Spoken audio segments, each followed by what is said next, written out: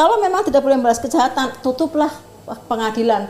Nggak perlu ada polisi, nggak perlu ada hakim, nggak perlu ada pengacara. Untuk apa? Toh nggak perlu orang membalas kejahatan dengan hukuman, balas kejahatan dengan kebaikan. Jadi ajaran adil ini ajaran yang memang bisa diaplikasikan dalam kehidupan. Betul.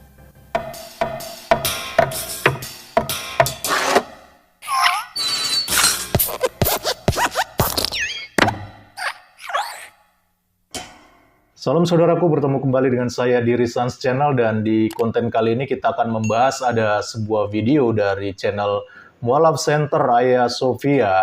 Jadi ada sebuah perdebatan antara polemikus Islam dengan yang ngakunya Kristen sih ya. Tapi saya nggak menganggap bahwa mereka ini mewakili Kristen ya, karena Samuel Siaan ini dan satu lagi yang cewek saya kurang tahu dia siapa, mereka ini mempunyai pemahaman oneness dan mereka ini anti Tritunggal, teman-teman. Nah, yang jadi masalah di dalam perdebatan ini adalah ketika sampai pada topik mengenai ajaran kasih. Karena kita tahu ya, Kristen itu kan dikenal sebagai ajaran kasih, di mana Yesus Kristus sendiri mengajarkan kepada umatnya untuk membalas kejahatan dengan kebaikan.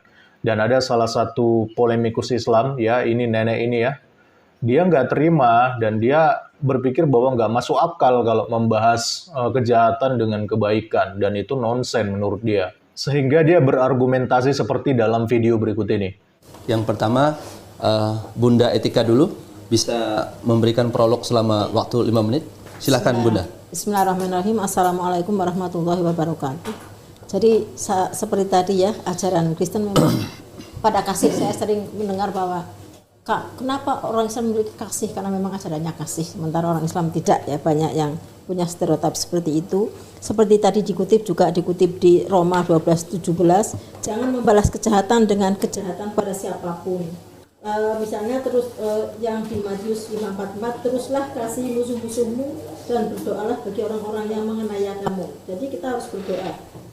Kemudian 1 Tesalonika 5:15, perhatikanlah supaya jangan ada orang yang membalas jahat dengan jahat, tetapi usahakanlah senantiasa yang baik terhadap kamu masing-masing dan terhadap semua orang.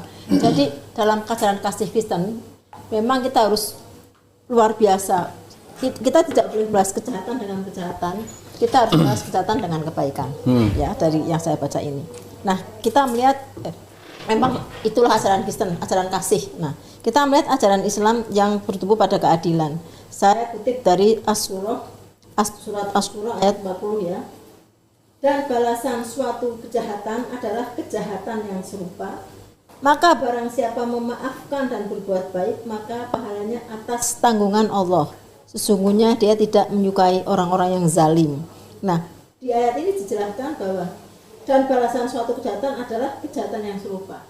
Jadi kita boleh membalas orang. Kalau dalam hukum Islam, apabila ada orang yang berbuat jahat kepada kita, kita boleh membalas. Tetapi harus seimbang, serupa. Tidak boleh melampaui batas. Kalau melampaui batas itu zalim. Nah, tetapi kalau kita memaafkan ini lebih baik. Dengan memaafkan itu lebih baik. Jadi intinya begini, dalam ajaran Kristen memang kasih. Kita harus bahkan mengasihi musuh-musuh kita. Kita tidak boleh membalas kejahatan dengan kejahatan, balaslah kejahatan dengan kebaikan. Sementara dalam ajaran Islam kita boleh membalas kejahatan yang serupa, tetapi tidak boleh melebihi karena itu melampaui batas. Kemudian memaafkan lebih baik. Jadi saya sering bertanya nih kepada teman-teman yang mau mualaf ya, kira-kira ajaran mana nih yang baik? Even saya banyak kemarin baru dari Masjid Cilegon, mana yang baik nih, ajaran Islam apa Kristen? Nah, mereka sampai bingung, membalas kejahatan dengan kebaikan atau boleh membalas kejahatan memaafkan lebih baik. Mereka bingung. Memang secara kata-kata analogi benar, ya membalas sama-sama kejahatan dengan baik, kebaikan gitu kan? Sama-sama baik. Enggak membalas kejahatan dengan kebaikan, tapi gini, Islam itu adalah kitab yang diturunkan kepada umat manusia. Jadi Allah itu Maha tahu apa yang ada pada hati manusia. Waktunya 1 menit lagi Bunda, ya. Silakan. Jadi kalau gini, saya tanya kepada seorang pendeta, kalau anak bapak diperkosa dan dibunuh, boleh nggak bapak membalas kejahatan itu? Tidak, dia bingung karena memang tidak boleh membalas kejahatan dengan kebaikan. Boleh tidak? Dia bingung menjawab. Nah, Islam boleh menjawab kenapa? Karena boleh membalas, maka ada pengadilan, ada justice, ada polisi, ada pengacara, ada kantor, ada hakim. Karena itu dalam rangka kita boleh membalas kebaikan, tetapi kejahatan tapi dengan setara. Sebaliknya kita tidak boleh membalas batas. Namun kalau kamu memaafkan lebih baik. Kenapa kita boleh membalas kejahatan? Karena orang untuk memberikan keadilan bagi korban. Bayangkan bagaimana kalau seseorang dibunuh dan berkosa, apa suaminya nggak sedih? Ya dia harus mendapat keadilan dengan membalas kejahatan itu. Ya, kan? Silakan Bunda. Nggak apa-apa. Lanjut. Nah, ini nanti dikurangi nggak apa-apa? Iya. Jadi yang penting 10 menit. Oh, iya. Ya. Nah, jadi kita boleh membalas kejahatan. Yang kedua untuk memberikan efek jerah kepada pelaku itu. Karena kalau pelaku tidak dihukum, dia akan mengulangi lagi. Jadi adanya hukum rimba. Kalau kita tidak boleh membalas kejahatan, itu hukum rimba. Orang boleh memperkosa, boleh membunuh tanpa harus dibalas oleh kejahatan itu, ya, tanpa harus ada balasan. Dan inilah hukum yang adil. Tapi kalau kamu memaafkan itu lebih baik. Jadi hukum seorang yang memiliki keadilan itu dia paling pasti punya kasih sayang. Seorang yang mempunyai kasih itu belum tentu bisa adil.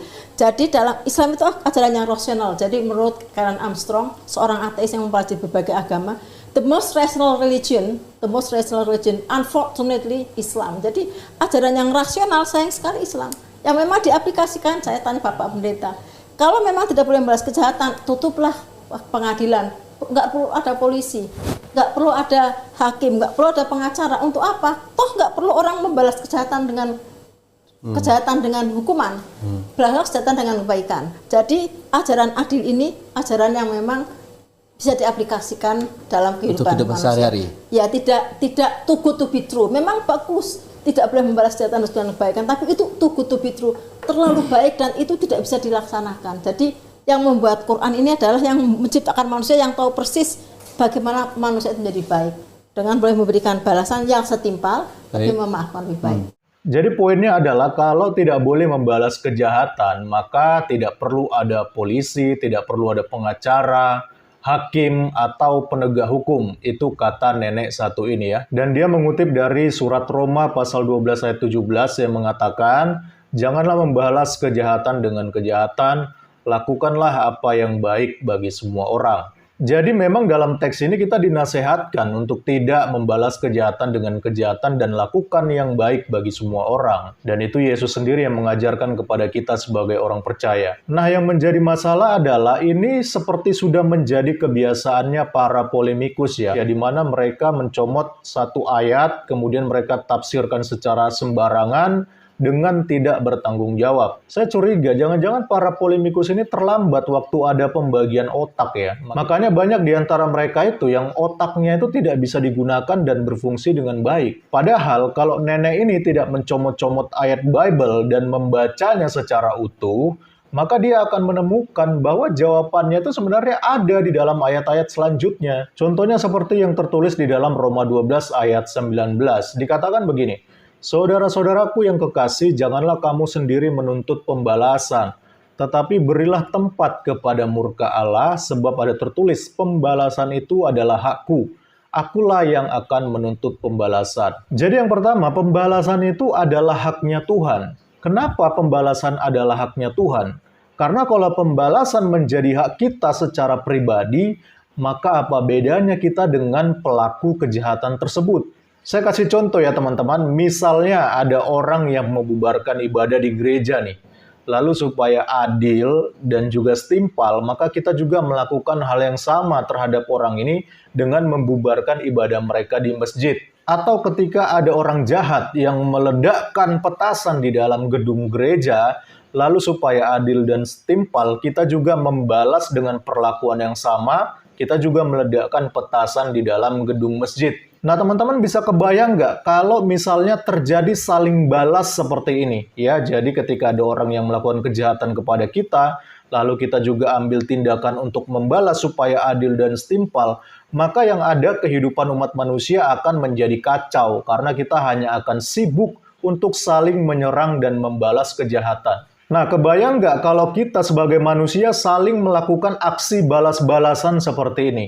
yang ada kehidupan umat manusia pasti akan kacau balau. Jadi daripada kita membalas kejahatan dengan kejahatan dan akhirnya kita ikut-ikutan menjadi orang jahat, maka lebih baik serahkan saja semuanya pada Tuhan. Bahkan kita diminta untuk mendoakan orang yang jahat kepada kita tersebut supaya dia nantinya bisa bertobat. Itu baru namanya ajaran orang beriman yang benar-benar memiliki Tuhan dan mereka percaya bahwa Tuhan yang mereka sembah adalah Tuhan yang maha adil dan Tuhan yang maha mengetahui segalanya. Karena logikanya begini teman-teman, kalau ada orang yang membalas kejahatan dengan kejahatan, justru itu dipertanyakan, Tuhan macam apa yang mengajarkan hal seperti itu? Jangan-jangan Tuhannya adalah iblis, karena iblis itu suka dengan kekacauan. Itu yang pertama. Lalu yang kedua, bagaimana dengan penegak hukum? Apa gunanya mereka? Jadi tentu saja selain daripada Tuhan yang akan menjadi hakim bagi orang-orang jahat, ada juga yang namanya penegak hukum yang dipakai Tuhan untuk menjaga keadilan agar kehidupan manusia itu bisa berjalan teratur dan manusia tidak mengambil tindakan main hakim sendiri. Emang ada ya dalilnya di dalam Bible? Ya jelas-jelas aja ada. Makanya jangan cuma comot-comot satu ayat, tetapi pahami seluruh teks yang ada di dalam Bible supaya jangan jadi sesat seperti nenek ini.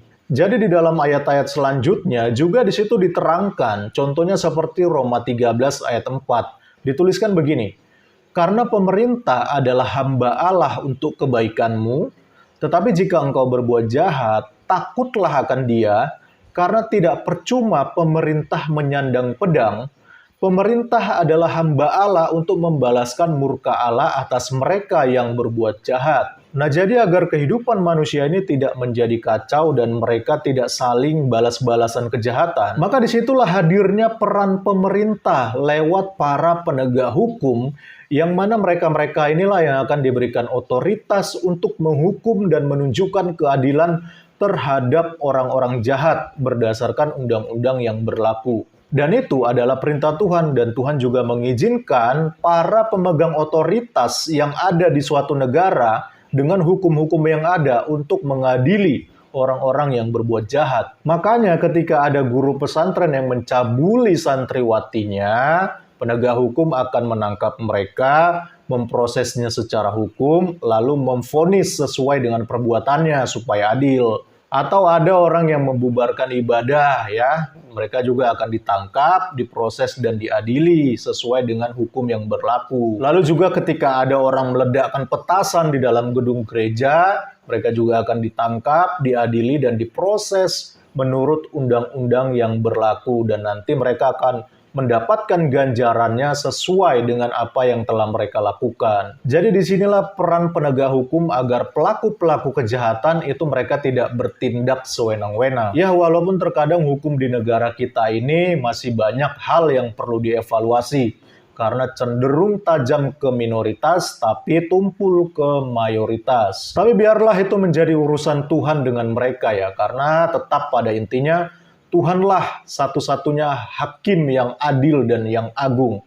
Dan Tuhan yang akan menghakimi kita semua nanti menurut perbuatan kita masing-masing. Yang penting bagi kita sebagai orang percaya adalah jangan membalas kejahatan dengan kejahatan. Karena kalau kita membalas kejahatan dengan kejahatan, maka apa bedanya kita dengan orang yang melakukan kejahatan tersebut? Yang ada kehidupan umat manusia akan menjadi kacau karena terjadi aksi saling balas-balasan kejahatan.